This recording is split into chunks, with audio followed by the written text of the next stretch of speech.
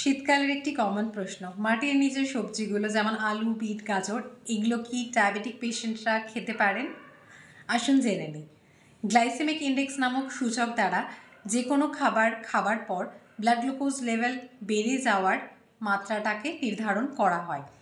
যদি কোনো খাবারের গ্লাইসেমিক ইন্ডেক্স 70 থেকে 100-র মধ্যে হয় তাহলে সেগুলোকে হাই গ্লাইসেমিক ইন্ডেক্স ফুড।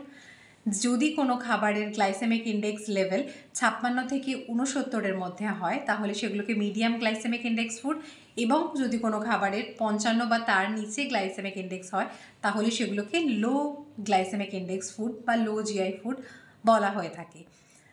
আলু হলো ভাতের মতো একটি হাই গ্লাইসেমিক ইন্ডেক্স ফুড, যার গ্লাইসেমিক ইন্ডেক্স হলো 70 থেকে 75। কুকিং প্রসেসের ওপর এই ভ্যারিটা করে। সেক্ষেত্রে গাজরের গ্লাইসেমিক ইন্ডেক্স হলো 16, সুতরাং এটি লো গ্লাইসেমিক ইন্ডেক্স ফুড, এবং বিট হলো এই আলু আর গাজরের মধ্যবর্তীকালীন, সুতরাং মিডিয়াম গ্লাইসেমিক ইন্ডেক্স ফুড।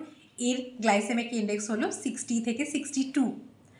এবার একজন ডায়াবেটিক পেশেন্ট বা একজন জিডিএম পেশেন্ট যখন খাবার খাচ্ছেন, তিনি তার খাবারে বিট এবং গাজরকে স্যালাড বা সবজি হিসেবে অবশ্যই রাখতে পারেন, কিন্তু যখন আলুকে রাখা হচ্ছে, এই আলু রাখতে গেলে আপনার প্লেটে কার্বোহাইড্রেট রিচ সোর্স যেমন ভাত জাতীয় খাবারগুলোর পোর্শন কন্ট্রোল করতে হবে।